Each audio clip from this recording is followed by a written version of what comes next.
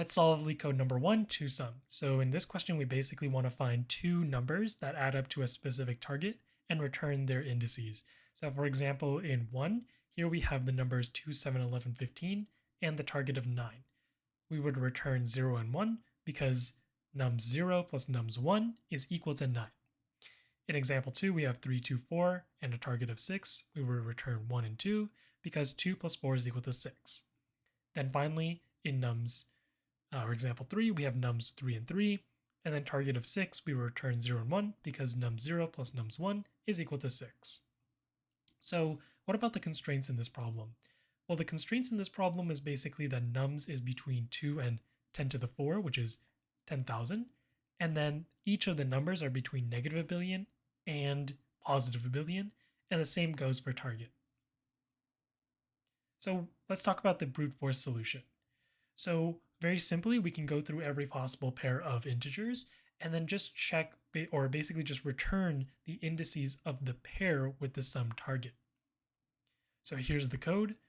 So what we're going to do is we're going to create an answer array which stores two values, the two indices that we want to return, and then obviously at the end we're just going to return that answer.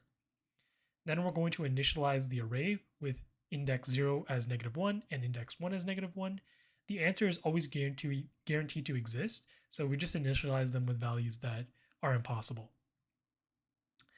Then we're going to loop through every possible first value or first index, so between 0 and nums.length, and then we're going to go through every possible other value. So this is the second index that I want to go through.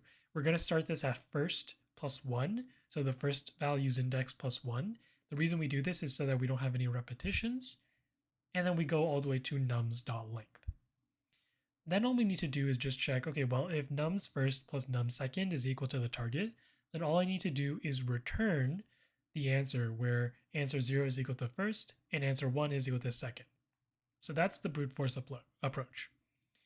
So what about the time and space complexity? The time complexity is O of n squared because we have nested loop that each loops through O of n's time.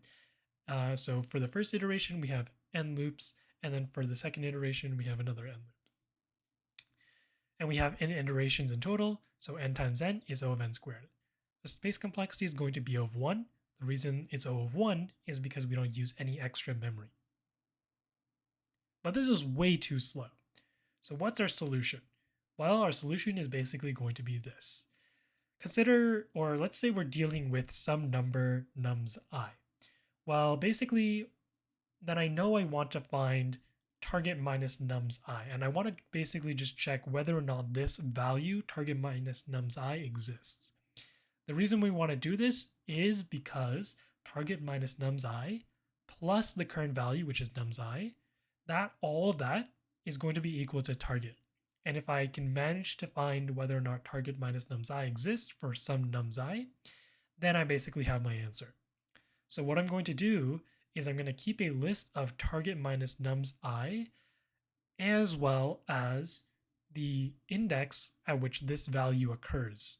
So, and this is going to happen for every I.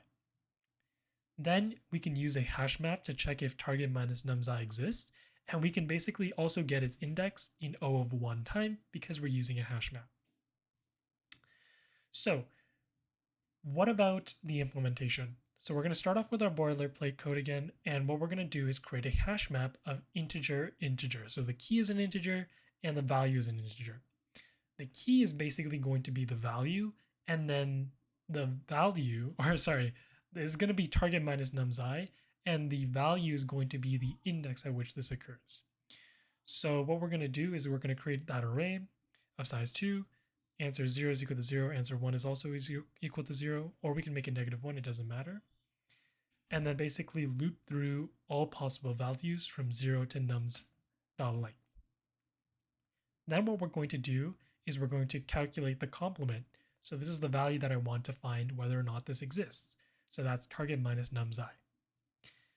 Then in my hash map, if I found that complement value, then I know that my first value is just going to be the index of that complement, or it can even be I.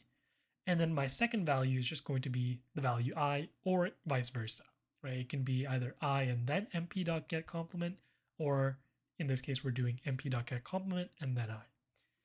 Then simply return the answer. But every time you don't see the answer or you don't see the complement, what you need to do is you need to store the pair nums I and I. This way we can easily retrieve this information back in O of 1 time. So what's the space or time and space complexity? Time complexity is O of n. We just have a single loop, and hash map lookup is O of 1. Then the space complexity is also O of n because our hash map has at most O of n or all the values inside of it. And that's pretty much it for 2sum.